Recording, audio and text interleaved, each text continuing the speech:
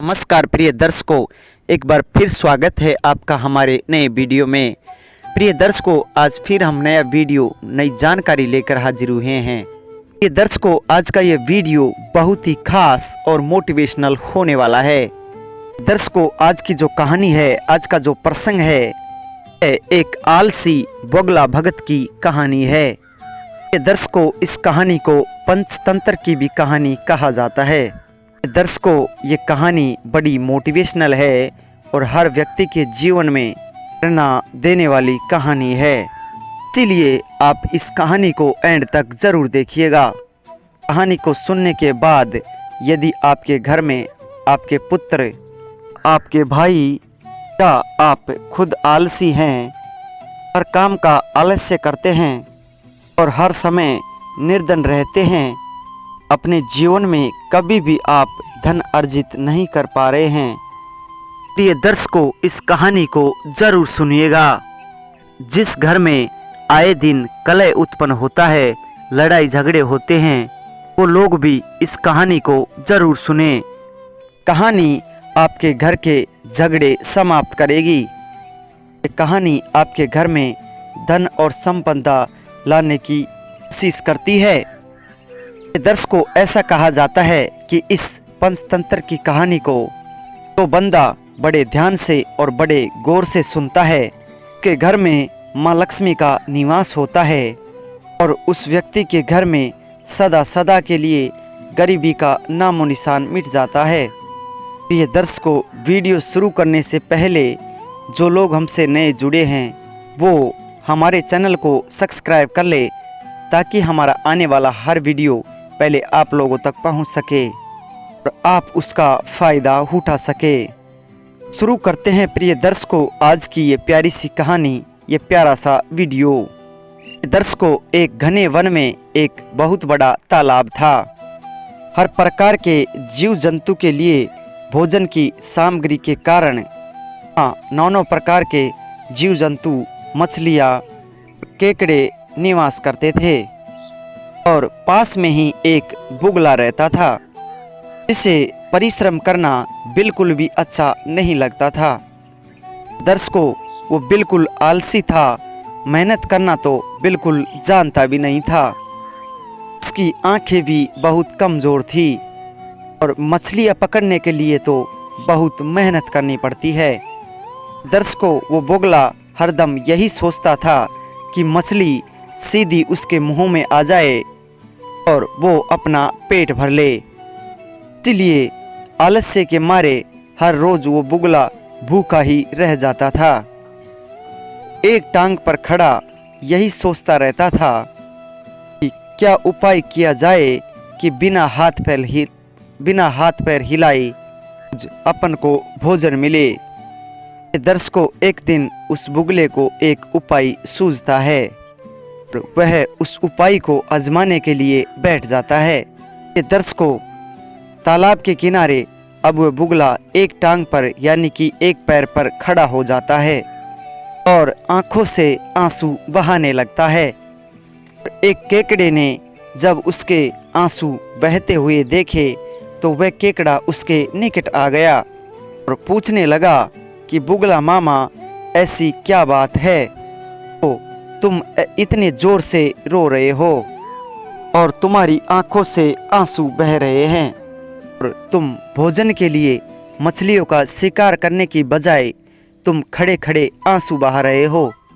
केकड़ा उस बगुले से कहता है कि मामा, तुम तो जन्मजात शिकारी हो और शिकार करना तुम्हारी फितरत है, और फिर भी तुम आंसू बहा रहे हो और भूखे प्यासे खड़े हो।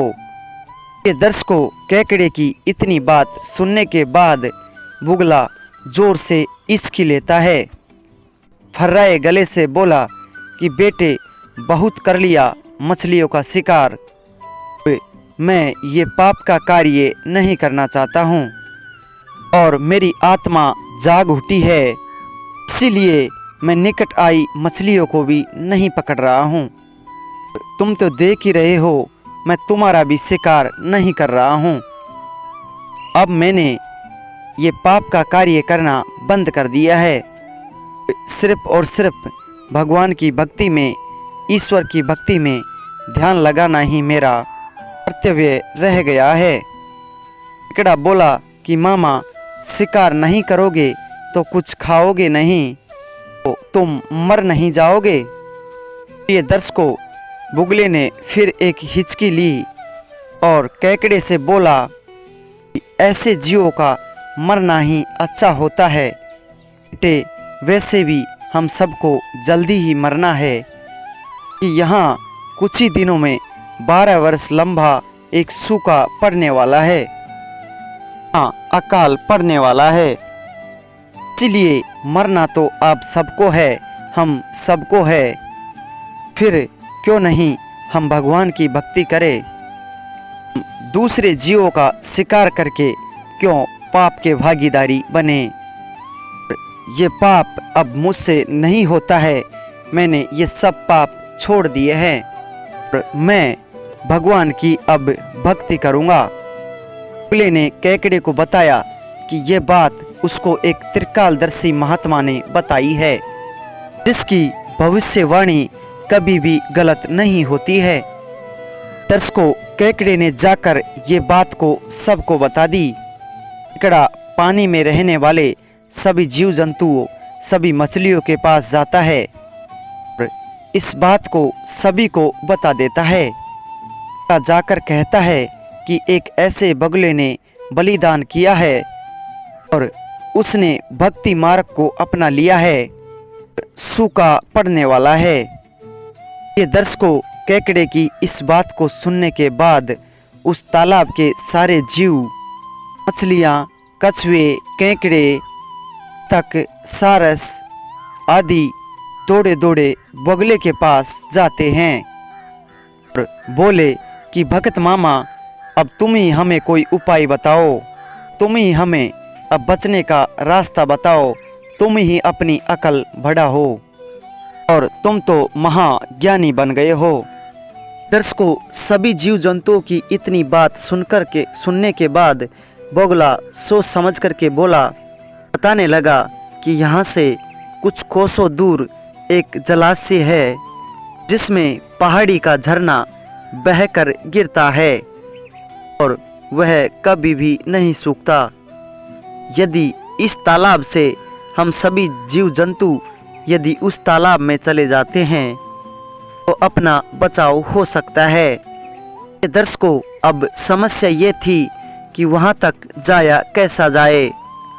दर्शकों, बगुले भगत ने यह समस्या भी सुलझा दी कि मैं तुम्हें एक एक करके अपनी पीठ पर बिठा करके वहाँ तक पहुँचाऊँगा कि अब मेरा सारा शेष जीवन दूसरों की सेवा करने में ही गुजरेगा। बगुला उन सभी जीव जंतुओं को ये विश्वास दिला देता है, मैं अब भक्त बन चुका हूँ और अब मैं किसी का भी शिकार नहीं करूँगा, मेरी फितरत नहीं है। इसीलिए तुम सब जीव मुझ पर विश्वास कर सकते हो और मेरी पीठ पर बैठ करके तुम यहाँ से दूसरे तालाब तक जा सकते हो, मेरे साथ चल सकते हो। दर्शकों, बगुले की इस बात को सुनने के बाद सभी जीव जंतुओं ने गदगद होकर बगुले भगत की जय जयकार शुरू कर दी। दर्शकों, अब बगुला भगत के आनंद हो गए थे, पोबारे हो गए थे। दर्शकों, वह रोज रोज के सभी जीव जंतुओं को एक एक करके अपनी पीठ पर ले जाता और कुछ दूर ले जाने के बाद एक चट्टान के पास में जाकर जोर से उस चट्टान पर पटक करके मार डालता और उस जीव को वह शिकार बना लेता, उस जीव का वह खा जाता। कभी उसका मूड होता था तो वह 2-2, 3-3 जीवों को पकड़ करके ले जाता था और चट्टान पर पटक करके मार के खा जाता। दर्शकों, तालाब में जानवरों की संख्या बहुत कम हो गई, घटने लगी। चट्टान के पास मरे जीवों की हड्डियों का ढेर लगने लगा। बगुले भगत की सेहत धीरे धीरे काफ़ी अच्छी बनने लगी कि खा खाकर वह बहुत मोटा हो गया था। बगुले भगत के मुंह पर लालिमा आ गई और पंख चर्बी से तेज चलने लगे। देखकर दूसरे जीव कहते हैं कि देखो, दूसरे जीवों की सेवा करने का फल और पुण्य जी के शरीर को लग रहा है। दर्शकों, बगुला भगत मनी मन खूब हंसता और वह सोचता, खो दुनिया में कैसे कैसे मूर्ख जीव भरे पड़े हैं जो सबका विश्वास कर लेते हैं। ऐसे मूर्खों की दुनिया में यदि कोई भी थोड़ी सी चालाकी से काम लेता है तो उसके मज़े ही मज़े हैं। बिना हाथ पैर हिलाए खूब दावत उड़ाई जा सकती है, रोज दिवाली मनाई जा सकती है। दर्शकों, बहुत दिन ये क्रम चलता रहा। एक दिन केकड़े ने बुगले से कहा कि मामा, तुमने इतने सारे जानवर यहाँ से वहाँ पहुँचा दिए हैं, लेकिन मेरी बारी अभी तक भी नहीं आई है। भगत जी बोले कि बेटा, आज तेरा ही नंबर लगाते हैं। और बगुला कहता है कि आजा, मेरी पीठ पर बैठ जा। केकड़ा खुश होकर बगुले की पीठ पर बैठ जाता है। बगुला उस तालाब से उड़ान भरता है और वह तालाब के निकट पहुंचता है। उससे पहले वो चट्टान के पास आता है तो वह देखता है कि हड्डियों का ढेर पड़ा हुआ है। हड्डियों का ढेर देखकर केकड़े का दिमाग ठनक जाता है। वह कहता है कि मामा, ये हड्डियों का ढेर कैसा है? केकड़ा बगुले भगत से कहने लगा कि मामा, कि ये नीचे पहाड़ी के ये हड्डियों का ढेर कैसा पड़ा है।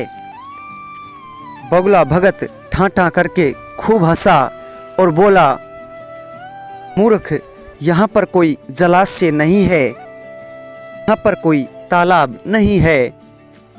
एक एक करके और वहाँ से पीठ पे बिठाकर यहाँ लाकर आराम से मार कर खाता हूँ। और आज तेरा नंबर है, आज तू मरेगा। प्रिय दर्शकों, केकड़ा सारी बात को समझ जाता है और अपने सिर को उठाता है। केकड़ा हिम्मत नहीं हारता है। दर्शकों, केकड़े ने अपने पंजों को आगे बढ़ा करके उसने दुष्ट बगुले के गर्दन को जोर से दबा दी। और तब तक दबा करके रखी तब तक उसके प्राण फकेरू उड़ न गए। दर्शकों, फिर केकड़ा बगुला भगत का कटा हुआ सिर तालाब पर लेकर लौटा और सारे जीवों को सच्चाई बता दी कि कैसे इस दुष्ट बगले भगत ने हमें धोखा दिया है। ये दर्शकों, ये कहानी यहाँ समाप्त होती है। हम उम्मीद करते हैं कि आज की ये कहानी आपको बेहद पसंद आई होगी और इससे आपको कुछ सीख भी मिली होगी। ये दर्शकों, अगर हमारा वीडियो आपको अच्छा लगा है तो लाइक, शेयर, कमेंट करके ज़रूर बताइए। और साथ ही जो लोग हमसे नए जुड़े हैं वो हमारे चैनल को भी सब्सक्राइब कर ले, ताकि हमारा आने वाला हर वीडियो पहले आप लोगों तक पहुंच सके और उसका आप फ़ायदा उठा सकते। प्रिय दर्शकों, अगर हमारा वीडियो आपको अच्छा लगा है तो लाइक, शेयर, कमेंट करके ज़रूर बताइए। और साथ ही जो लोग हमसे नए जुड़े हैं वो हमारे चैनल को भी सब्सक्राइब कर ले। दर्शकों, मिलते हैं जल्दी नए वीडियो में। जी नमस्कार, धन्यवाद।